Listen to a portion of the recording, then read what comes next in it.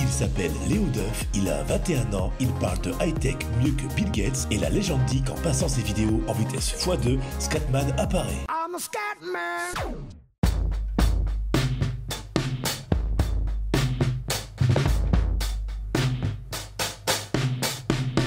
Face ID c'est nul parce que Touch ID c'est mieux.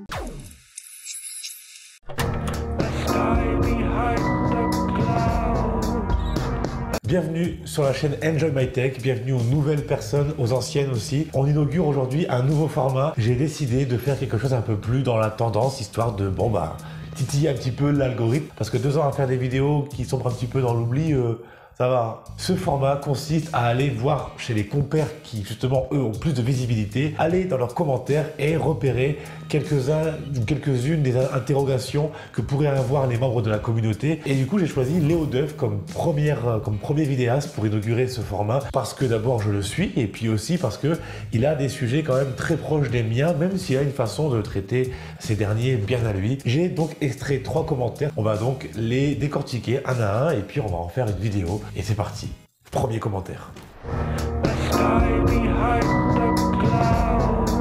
Pour ouvrir le bal, on va du côté d'une vidéo assez récente qui s'appelle « Le problème avec le smartphone pliable ». On a un commentaire de Raph qui ne comprend pas l'intérêt d'un smartphone pliable, et peut-être que certains et certaines d'entre vous ne comprennent pas non plus. Et bien moi je vais vous le dire, je vais prendre mon cas personnel.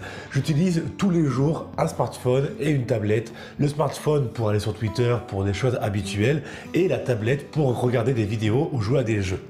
J'en ai marre de me trimballer ma tablette dans mon sac avec le risque de la perdre ou de me la faire voler ou de la casser. J'en ai marre de sortir mon téléphone qui devient vite trop petit quand je fais certains usages, comme par exemple YouTube. Quand on me parle d'un produit qui va lier les deux, qui permettra de surfer un petit peu sur Twitter pour des broutilles et d'un coup, hop, l'étendre en dépliant 2 ou 3 fois pour avoir une plus grande tablette et apprécier un film dans les transports en commun, je dis oui. Et comme la somme de téléphone et de la tablette dépasse les 1000 € chez moi, ça me dérange pas d'aller jusqu'à 1500 voire même 2000 € si le produit est ultra convaincant, parce que j'en ai l'utilité. Et pourtant je suis un citoyen lambda. Ça répond en partie à ton commentaire, Raph. Je pense que des entreprises comme Samsung, Huawei et même d'autres entreprises sont dans une course à l'armement, à celui qui pourra faire la plus belle technologie le plus rapidement possible. Je pense que l'intérêt d'un téléphone pliable, c'est aussi de montrer le savoir-faire d'une marque, et c'est un peu un gros coup de pub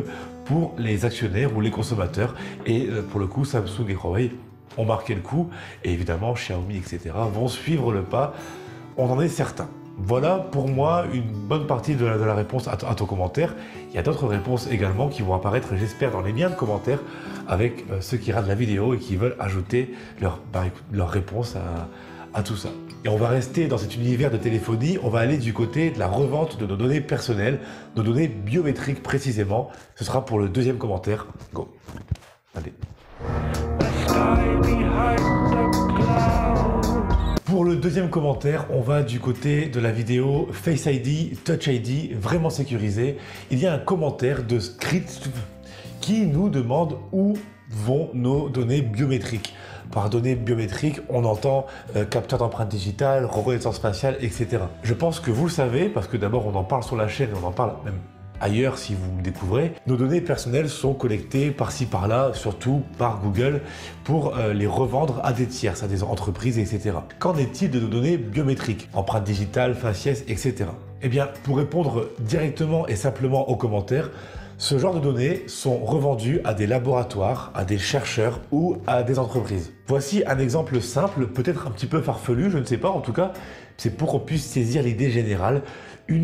Un groupe de chercheurs pour une étude a besoin d'une base de données fiable de visages de plein d'êtres humains dans le monde, parce qu'ils font une étude sur l'évolution du faciès, de la boîte crânienne, je ne sais pas, à travers les âges, et ils veulent déterminer un petit peu quel est le faciès d'un homme, d'une femme aujourd'hui dans le monde. Et bien pourquoi il ne pourrait pas demander à un constructeur de téléphone de pouvoir racheter sa base de données à lui, parce qu'elle est fiable et parce qu'elle est réelle. C'est vraiment un exemple que j'ai inventé, que j'ai imaginé. Je ne dis pas que c'est arrivé, mais c'est le genre de choses qui pourraient arriver. Peut-être qu'il y a des meilleurs exemples, si vous en avez, mettez-les en commentaire. Maintenant, est-ce un problème? Évidemment. C'est difficile d'avoir un avis tranché sur la question, dire je suis pour, je suis contre qu'on rachète mes données personnelles. Moi, je suis ni pour ni contre, je suis tolérant. Voilà, je tolère.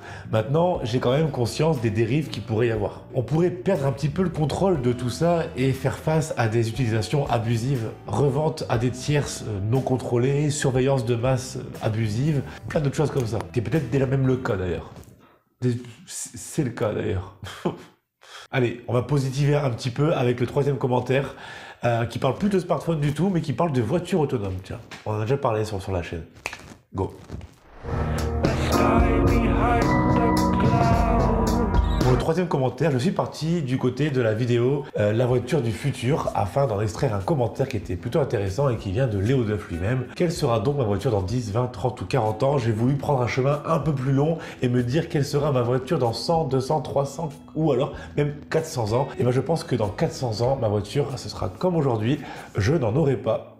Sauf que tous les autres citoyens non plus. C'est comme ça que je vois les choses. Je dis, je sais pas si ça va se passer comme ça. C'est peut-être aussi comme ça que je voudrais que ça se passe. Je ne sais pas. En tout cas, voici ce que j'en pense. Dans quelques centaines d'années, les transports en commun, moins coûteux, plus pratiques, moins polluants et même moins dangereux, vont peu à peu remplacer les voitures. Je veux dire, les voitures individuelles n'auraient plus de raison d'exister. On garderait les routes, mais elles seraient plutôt empruntées par des véhicules qui ne nous appartiennent pas individuellement. Je veux dire, quand je me projette dans 400 ans ou plus, je me dis quel serait l'intérêt de perdre son temps, son argent, voire même sa vie dans une boîte de conserve qui demande du temps à être entretenue et qui c'est un projet au début de la vie qui coûte beaucoup d'argent. C'est, je pense, beaucoup de contraintes, alors que si on confiait ça à des entreprises, qu'elles soient privées ou publiques, ça nous faciliterait bien la tâche. On n'aurait plus à conduire sous la contrainte. Pour reprendre un petit peu les mots de Romain Landry dans la vidéo, justement, on aurait pu à s'asseoir sur un siège devant un volant, à avoir beaucoup de contraintes,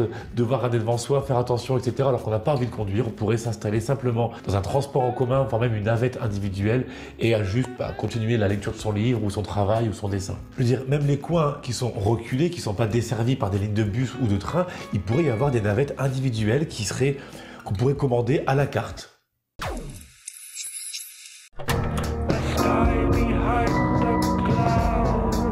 Je me suis quand même tâté à prendre un quatrième commentaire parce que celui-ci est revenu des centaines de fois parmi tous ceux que j'ai lus. Je vous mets ici à l'écran. Je pense que c'est pas la peine d'y répondre puisqu'on sait tous que la réponse c'est que non, tu n'es pas le seul. On le fait tous. Et parce que j'ai lu des commentaires très sérieux à ce propos, il y a vraiment des personnes qui regardent les vidéos ralenties. Bref, c'est une petite taquinerie pour terminer sur un bon point. J'espère que ça vous a plu, ce format. C'est une phrase très...